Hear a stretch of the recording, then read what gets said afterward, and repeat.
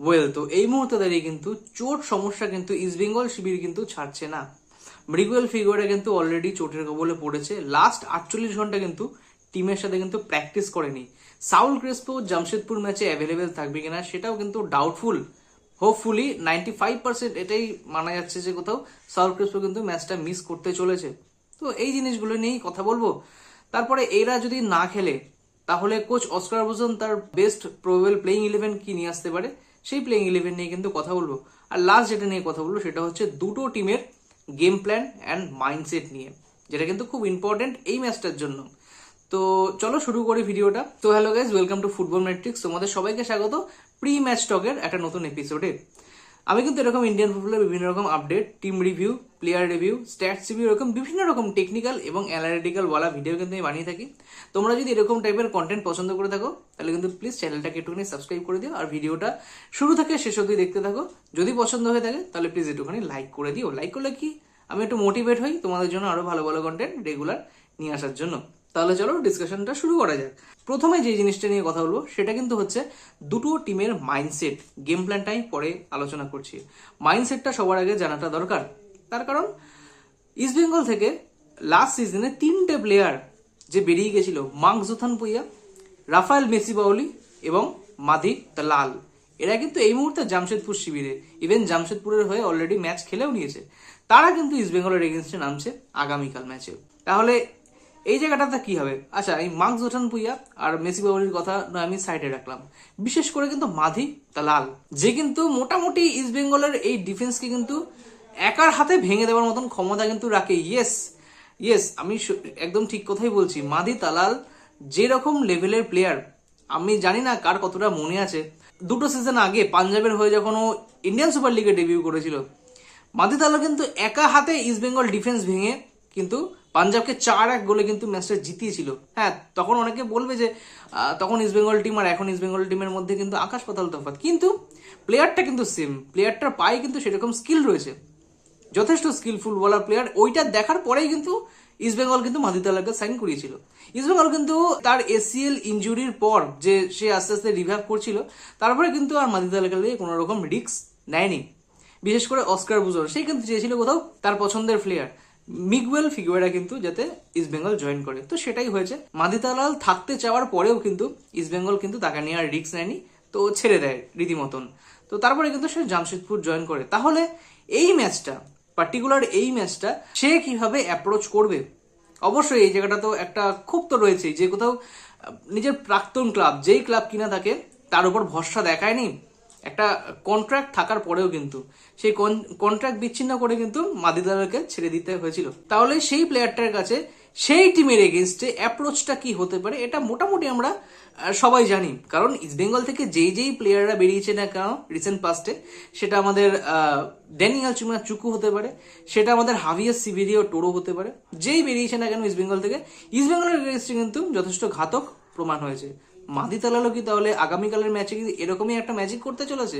এটা তো অবশ্যই ম্যাচ যখন শুরু হবে বা ম্যাচ চলাকালীন কিন্তু আমরা সেই জিনিসটা দেখতে পারবো। আমরা তো এখন শুধুমাত্র সেই জিনিসটা নিয়ে শুধুমাত্র কথা বলতে পারি, এই জিনিসটা কিন্তু হতে পারে। নেক্সট, মাংজুথান পুইয়া আর হচ্ছে রাফায়েল মেসিবাউলি, এরাও কিন্তু আগের সিজনে কিন্তু ইস্ট বেঙ্গলের জার্সিতে কিন্তু খেলেছিল। মাংজুথান লেগ ব্যাক ছিল, রাফায়েল মেসিবাউলি কিন্তু লোনে কিন্তু জানুয়ারি ট্রান্সফার উইন্ডোতে কিন্তু এসেছিল। যথেষ্ট ইমপ্রেসিভ কিন্তু দুজনেই ছিল। তারাও কিন্তু এখন জামশেদপুর শিবিরে। তাহলে এই 3টে প্লেয়ারের কাছে কিন্তু সব থেকে বড় চ্যালেঞ্জ এটাই যে ইস্ট বেঙ্গলের এগেনস্টে, নিজের প্রাক্তন টিমের এগেনস্টে যথেষ্ট ভালোভাবে পারফর্ম করা, যাতে কোথাও এই ওই টিম মানে প্রাক্তন টিমকেও যাতে জানান দেওয়া যায় যে আমরা এই প্লেয়ারকে ছেড়ে কত বড় ভুল করেছি। এটা কিন্তু প্রত্যেকটা প্লেয়ার, শুধু যে মাধি তালাল বা মাংজুথানের মতন প্লেয়ার তারা না, প্রত্যেকটা প্লেয়ার তাদের এক্স টিমের এগেনস্টে যখন পারফর্মটা করে সবার কিন্তু মাথায় একটা জিনিসই চলে যে কোথাও এক্স টিমের এগেনস্টে আমাকে ভালো খেলা দেখাতে হবে, যাতে কোথাও সেই টিমটা রিয়েলাইজ করতে পারে বা সেই ম্যানেজমেন্ট যাতে রিয়েলাইজ করতে পারে যে আমাকে ছাড়াটা কত বড় ভুল ছিল আর আমি কতটা ইম্পর্টেন্ট প্লেয়ার ছিলাম তোমার টিমের মধ্যে। সো এই হচ্ছে কিন্তু জামশেদপুরের এই 3টে প্লেয়ারের কিন্তু মাইন্ডসেট হতে চলেছে। আর এই 3টে প্লেয়ারই কিন্তু জামশেদপুরের টপ 11 স্কোয়াডে কিন্তু থাকবে। অপরদিকে ইস্ট বেঙ্গলের কথা বলি, ইস্ট বেঙ্গলের মাইন্ডসেটটা কিরকম হতে চলেছে? ইস্ট বেঙ্গল এই সিজনে কিন্তু এখনো পর্যন্ত আনবিটেন। কেউ কিন্তু 90 মিনিটের খেলায় বা 120 মিনিটের খেলায় ইস্ট বেঙ্গলকে কিন্তু হারাতে পারেনি। সেটা ডুরান্ড কাপ থেকে শুরু হয়েছে, এখনো পর্যন্ত কিন্তু টু বি কন্টিনিউড।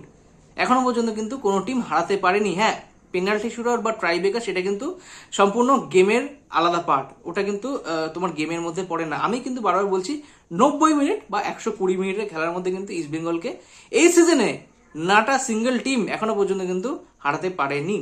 সো যথেষ্ট ভালো কিন্তু একটা পজিটিভ মাইন্ডেড কিন্তু ইস্ট বেঙ্গল কিন্তু থাকবে। তার মধ্যে আইএসএল হিস্ট্রিতে সব থেকে বেস্ট স্টার্ট কিন্তু ইস্ট বেঙ্গল এই সিজনে করেছে। দুটো ম্যাচ মিলিয়ে টোটাল 7খানা গোল করেছে, একটা গোল কনসিড করেছে। দুটো ম্যাচে 7টা গোল। যেই ইস্ট বেঙ্গল টিম গোল করতে পারছিল না লাস্ট কটা সিজন ধরে, স্ট্রাইকার সমস্যায় ভুগছিল, সেই ইস্ট বেঙ্গল টিম তার আইএসএল ওপেনিং দুটো গেমে কিন্তু 7টা গোল করেছে। তাহলে সেই টিমের মাইন্ডসেটটা কোন জায়গায় থাকে, কোন লেভেলে থাকে। তারপরে আরেক ছোট্ট একটু নেগেটিভ পয়েন্ট যদি থেকে থাকে তাহলে কিন্তু একটা চোট সমস্যা থাকতে পারে, ঠিক আছে। যেহেতু কেভিন সিভিলের মতন প্লেয়ার, সাউল ক্রেসপোর মতন প্লেয়ার, মিগুয়েল ফিগুয়েরের মতন প্লেয়ার, মহেশ নাওরের মতন প্লেয়ার বা রাকিব, এরা তো অ্যাকচুয়ালি একদম কোর যে অস্কার বুজোর 11 টপ 11, সেই টপ 11 স্কোয়াডের মধ্যে কিন্তু এরা অন্যতম গুরুত্বপূর্ণ প্লেয়ার। তারা কিন্তু চোটের কবলে রয়েছে। আমি একটু ইনজুরি আপডেটটা দিয়ে দিই, সেটা হচ্ছে মিগুয়েল ফিগুয়েরের কথা যে আমি একদম শুরুতে বললাম, সেই মিগুয়েল ফিগুয়েরা কিন্তু ইনজেকশন নিয়ে কিন্তু খেলতে নামবে। মানে অলরেডি তার ইনজেকশন নেওয়া হয়ে গেছে, সে 48 ঘন্টা কিন্তু রেস্টে ছিল। মেবি কালকের ম্যাচে কিন্তু খেলবে, কারণ অস্কার বুজো কিন্তু তাকে নিয়ে যথেষ্ট আশাবাদী, আর মিগুয়েলও কিন্তু যথেষ্ট আশাবাদী যে আমাকে ম্যাচটা খেলতে হবে। সো আমি যে বলেছিলাম যে 48 ঘন্টা কিন্তু প্র্যাকটিসে জয়েন করেনি, ঠিক আছে। আজকে হচ্ছে বৃহস্পতিবার, আজকে কিন্তু ও প্র্যাকটিসে জয়েন করেছিল। লাস্ট দুটো দিন কিন্তু ওর রেস্ট ছিল, রেস্ট কাটিয়ে কিন্তু আজকে প্র্যাকটিসে জয়েন করেছে। কালকে হয়তো ম্যাচটা ও খেলতে নামবে। সাউল ক্রেসপোর কথা যদি বলি তাহলে তো আমি অলরেডি বলেই দিলাম যে 95% এটাই শিওর যে সাউল ক্রেসপো কিন্তু আগামীকালের ম্যাচ কিন্তু মিস করতে চলেছে। সাউল ক্রেসপোর মানে কদিন মাঠের বাইরে থাকবে এটাও কিন্তু এখনো পর্যন্ত জানা যায়নি। মোহাম্মদ রাকিব কালকে কিন্তু খেলতে নামছে, মেবি 90 মিনিটস এখনো ফিট হয়েছে কিনা এখনো পর্যন্ত কোনো খবর নেই, বাট কালকে ম্যাচটা কিন্তু ও খেলবে। এবার সেটা 90 মিনিট খেলে না 60 মিনিট খেলে না আগের দিনের মতন সেই 15 মিনিট খেলে, সেটা কিন্তু ম্যাচে দেখা যাবে। দেন মহেশ নাওরেন সিং কিন্তু আপাতত একটু হলেও ম্যাচ ফিট রয়েছে, 15 থেকে 20 মিনিটের মতন কিন্তু ও গেম টাইম দিতে পারবে। তাহলে হয়তো ও এডমুন্ড রালেডিকাকে হয়তো অস্কার বুজো স্টার্ট করাতে পারে। ইয়েস, নন্দা শেখারকে কিন্তু আর ট্রাই করবে না হয়তো, যদি সেরকম চিন্তা ভাবনা নিয়ে থাকে তাহলে কিন্তু নন্দা কুমার শেখর কিন্তু কালকের ম্যাচে আর দেখা যাচ্ছে না। এডমুন্ড রালেডিকা হয়তো কালকে স্টার্ট করতে চলেছে। এডমুন্ড যা খেলা দেখিয়েছে আগের দিন, কিছু করার নেই। ওকে যদি মানে কালকে যদি প্লেইং 11-এ স্টার্ট না করে তাহলে ওটা ওর জন্য ইনজাস্টিস হবে, আর কিছু না। এডমুন্ডের পরিবর্তন হিসাবে কিন্তু কালকে নাওরেন মহেশ সিং কিন্তু জয়েন করতে পারে লাস্ট 20 মিনিট বা 15 মিনিট, যেরকম আগের দিন রাকিব নেমেছিল সেরকম কিন্তু খেলতে পারে।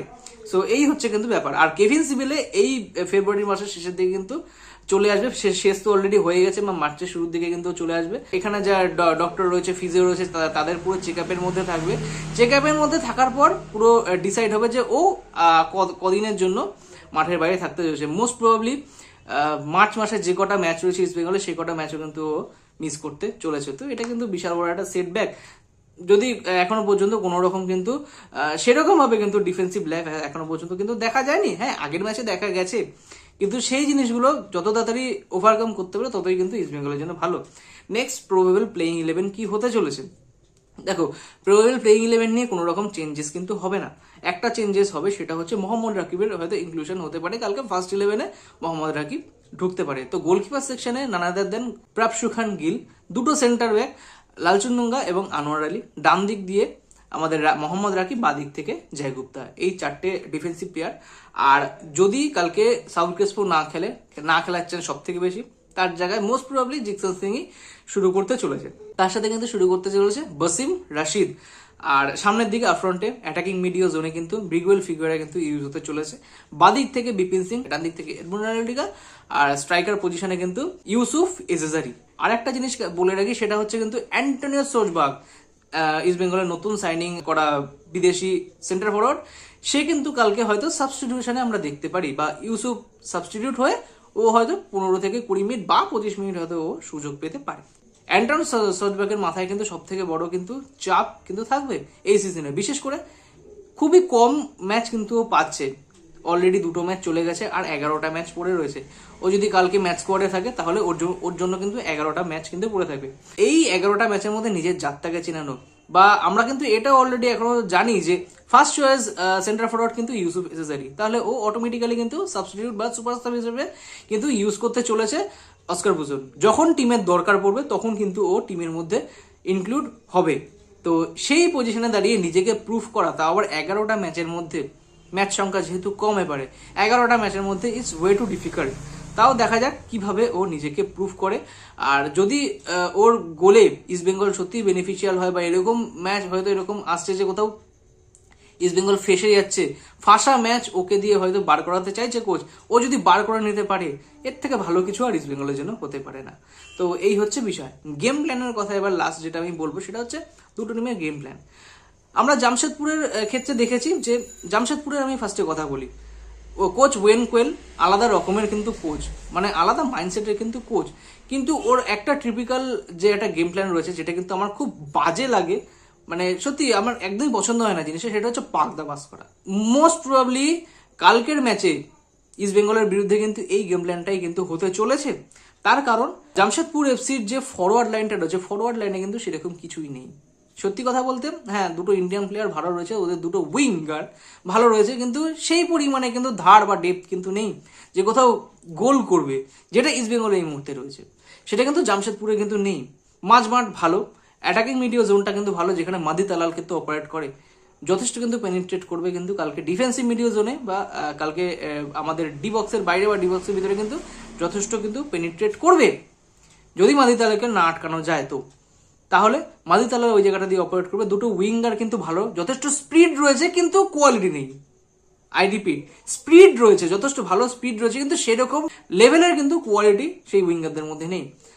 আগের দিন যে ম্যাচটা খেলেছিল জামশেদপুর, সেই যে গোলটা পেয়েছিল সেটা কিন্তু খুব কপালের জোরে পেয়েছিল। ভিন্সি ব্যারোটো তোমার হচ্ছে সাবস্টিটিউট হয়ে এসেছিল, একটা আর্শদীপের কিন্তু মানে পাম করা বলটা রিফ্লেক্ট হয়ে ওটা হাঁটুতে লেগে কিন্তু ঢুকেছে, ও কিন্তু গোলটা করেও নি, মানে বাই চান্স বাই লাক ওটা কিন্তু ওর হাঁটুতে লেগে বলটা গোলে ঢুকে গেছে। তো সেইভাবে কিন্তু ম্যাচটা জিতেছে জামশেদপুর। তো কোথাও খাতায় পেনে দেখা যায় বা কোথাও মানে গেম রিডিং করে যা বোঝা যায়, East Bengal far ahead, East Bengal কিন্তু অনেকটা এগিয়ে জামশেদপুরের থেকে। কিন্তু কোথাও ওই যে বললাম যে দৃঢ় মনোভাব, এই তিনটে প্লেয়ার, বিশেষ করে মাদি তালাল যেরকম লেভেলেরও প্লেয়ার, ও কিন্তু সত্যি ম্যাচ ঘুরিয়ে দিতে পারে। তো কোথাও এই কিছু কিছু জায়গায় কিন্তু একটু ইস্ট বেঙ্গলের সাবধান থাকতে হবে, ওভার কনফিডেন্স আবার চলবে না। হ্যাঁ, দুটো ম্যাচ জিতে গেছি মানে আমরা এখনো পর্যন্ত মানে সেরা সেরা, এই জিনিসটা কিন্তু হওয়া চলবে না। ম্যাচটাকে কিন্তু সিরিয়াসলি নিতে হবে।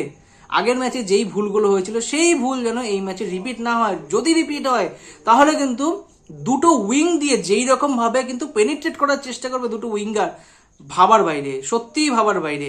কারণ দুটো উইঙ্গারের কিন্তু যথেষ্ট ভালো স্পিড রয়েছে, সেই জায়গায় কিন্তু মোহাম্মদ রাকিব আর জয় গুপ্তার কিন্তু যথেষ্ট কিন্তু পরীক্ষার মুখে কালকে পড়তে হবে, যদি কোনো রকম ফাম্বেল তারা করে।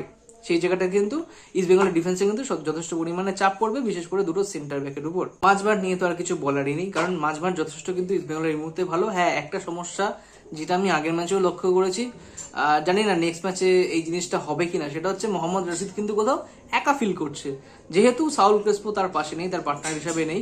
কোথাও সাউল ক্রেসপো না থাকার অ্যাবসেন্সটা কিন্তু বাসিম রশিদের খেলার মধ্যে কিন্তু ঝলকটা পাওয়া যাচ্ছে, কারণ রাশিদ কিন্তু আগের ম্যাচে খুব একটা কিন্তু লাইমলাইটে কিন্তু ছিল না, যথেষ্ট সোসো ফুটবল কিন্তু খেলেছে। আমি যে পুরো ম্যাচটা দেখেছি আমার কোথাও এই জিনিসটা মনে হয়েছে। মিগুয়েল ফিগুয়েরা অসাধারণ, কিন্তু ও যথেষ্ট ভালোভাবে কিন্তু মানে জায়গাটা কিন্তু অপারেট করছে, খুব ভালো কিন্তু অ্যাটাক তৈরি করছে, বল তৈরি করছে, ওকে নিয়ে আলাদা করে বলার কিছু নেই।